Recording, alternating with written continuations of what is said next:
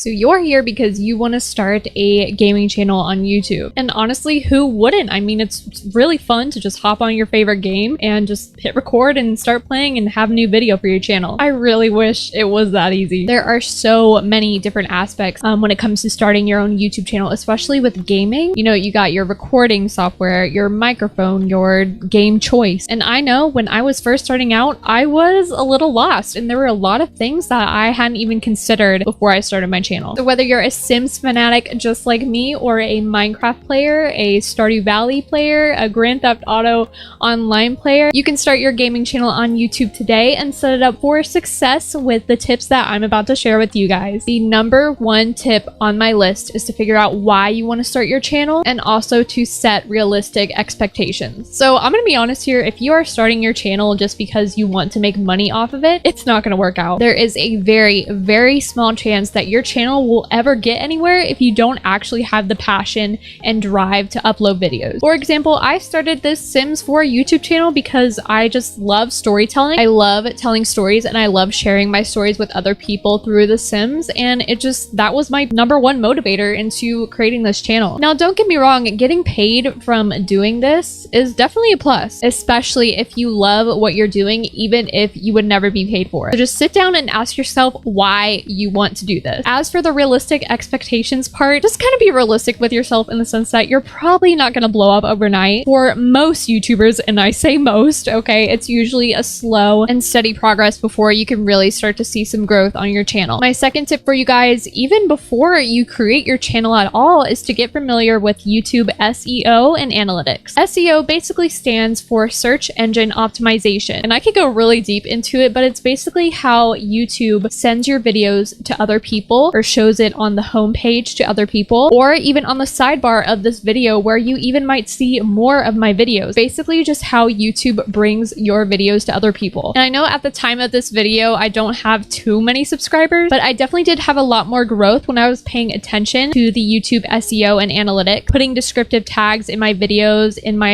title, in my description, rather than when I was just uploading a video and didn't do anything with it. But I know a lot of you guys like myself don't even know where to start with this kind of stuff. Well, there's actually this wonderful extension that is approved by YouTube that'll kind of help you with that, and it is called TubeBuddy. From the TubeBuddy website, it says TubeBuddy is a free browser extension, as known as a browser plugin, that adds a layer of tools directly on top of YouTube's website. After installing TubeBuddy, simply go to youtube.com and you'll see our features right inside their site designated by the TubeBuddy logo. So I have the pro license for TubeBuddy, but obviously it is still free, and even with the free version, there is still a lot that you can do. The Star and the Legend versions do kind of offer a little bit more, but I honestly think all you need is the Pro version, and right now it says it's $7.20 a month, but if you have less than 1,000 subscribers, you get 50% off. Plus, if you type in my TubeBuddy code, you get an extra 20% off, so in total 70% off. The video that I just showed you that says that it's going to be $7.20 a month instead of $9, that is going to be way less for you if you choose to do that 50% off for less than 1,000 subscribers. I couldn't do that just because it already recognizes my YouTube channel, but if you do the 50% off and my code that gives you 20% off, it's going to be really cheap. And I would actually recommend, if you are looking to do YouTube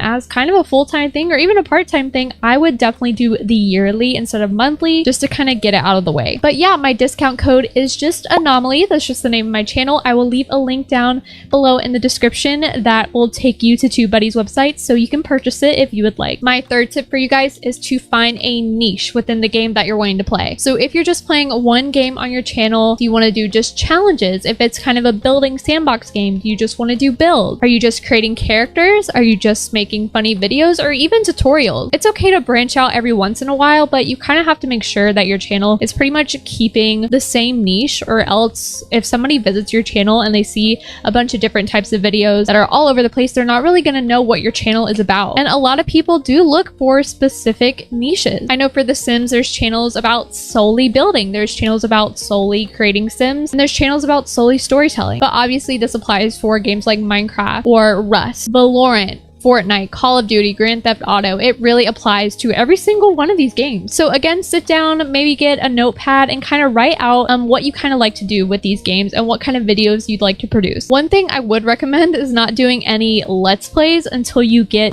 more advanced in your channel. And I know you're probably like, oh, Allie made Let's Plays all the time. Well, I'm gonna be honest, as much as I enjoyed them, they were just not garnering views. And views are not the only thing that are important, but if you are wanting to make a career out of this, you kind of have to care about it. But you can care about your video's monetary value and also have fun with it. It's not two separate things. You can definitely do it. If you really, really do want to do Let's Plays, go ahead, but I would suggest doing different videos first that you've seen have gained a lot of views. Obviously be original and obviously be creative. If you gain a following later, then do Let's Plays, because your Let's Plays are more likely to do better overall if you have a lot more viewers and a loyal fan base. Tip number 4 is to interact and be present with your subscribers and promote your content on other platforms. So obviously with these bigger YouTubers that get thousands of comments a day, they're not able to read and like and comment back to every comment that we get. Us small YouTubers, we have an advantage over them, believe it or not, because we don't get as many comments, so we are able to kind of reply to almost every comment that we have. If you get comments on your videos, no matter if it's 1, 10, 100,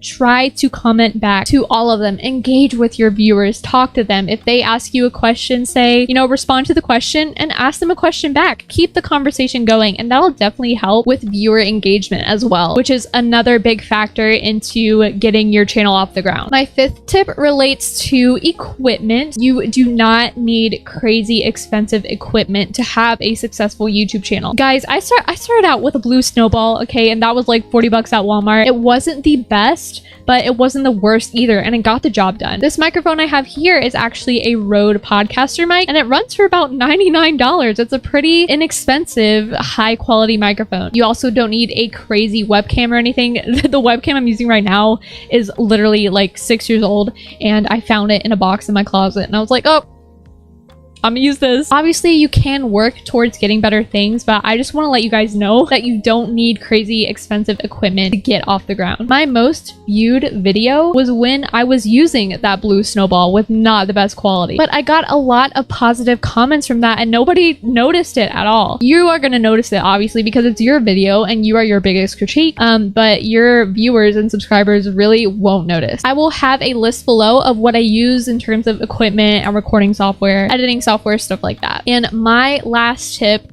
is to be yourself. Now, if being yourself means you're just a mean person, don't. I'm just gonna give you guys the benefit of the doubt and just assume that you guys are kind people. When I first started, I had a favorite YouTuber that I always like to watch, and I will admit I kind of tried to be like that person in my first few videos because I was like, well, if this person has all these subscribers and viewers, I want to be like them.